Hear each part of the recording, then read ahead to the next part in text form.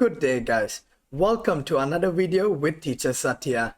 In this video, I'll be teaching you guys about the properties of angles in a circle, looking mainly for the central angle and the inscribed angle.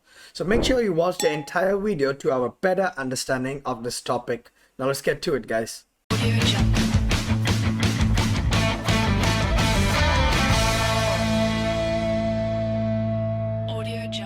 Now before we go ahead, let's understand what do we mean by a central angle and an inscribed angle. Alright guys, so let's say I have a circle that looks like this. A central angle will have its vertex at the center. Alright guys, and an inscribed angle will have its vertex on the circle, which will look like this. Now, one main point to remember for both the central angle and the inscribed angle, both of them will be subtended by the same arc. Alright guys.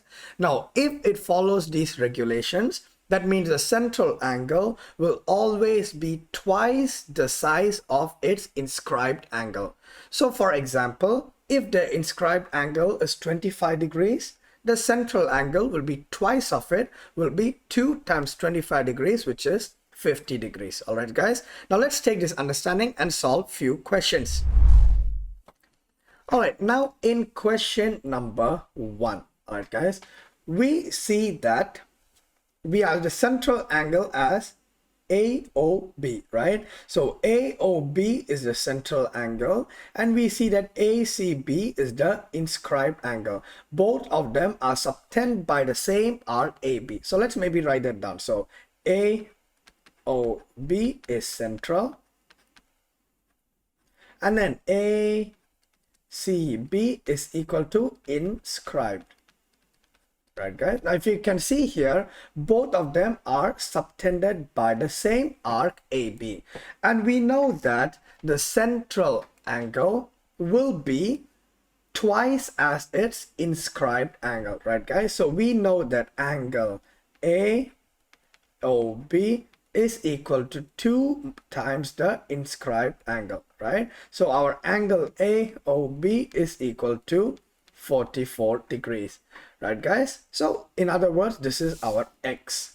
Now we also have to find our Y, right guys? Now if you take a look at it, we have angle AOB is 44 degrees, and we have to find angle ADB. Now we see that X is the central angle here also, and Y will be the inscribed angle, right guys? So our angle ADB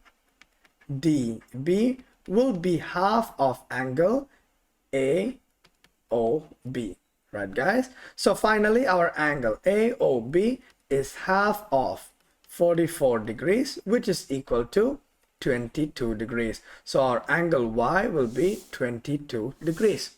Alright guys, now let's go ahead to question number 2. We see that our angle AOB is 62 degrees, and we have to find our angle ACB, right? We have to find angle ACB. Now we see that both of them are subtended by the same arc AB, and since O is the center, AOB is our central angle. All right, guys, and we know that ACB will be our inscribed, right? And we know that angle ACB will be half of angle AOB, right guys?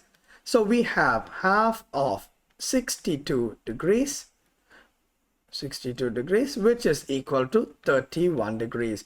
Therefore our angle X is equal to 31 degrees. Now let's go ahead and solve one more question. All right guys, now we see that our angle AOB is 70 degrees, and our angle AOB is the central angle. Good job. And we have to find first angle ACB, right? ACB is our X, which is unknown, and we also see that it is subtended by the same arc, and we know that AOB is the central angle. Therefore angle ACB is half of 70 degrees, which is equal to 35 degrees, right guys? So our angle ACB is 35 degrees, and we also know that our angle ADB is also the inscribed angle of angle AOP, because they are also subtended by the same arc. Therefore, our angle ADB, which is our angle Y, will also be 35 degrees. So our X and Y are equal to 35 degrees. Alright guys, and that is how we would find the missing angle using the central angle and the inscribed angle theory. Now, if you did enjoy this video, do not forget to hit on that like button and consider subscribing so you don't miss out on any future maths videos. Until next time guys, have a nice day.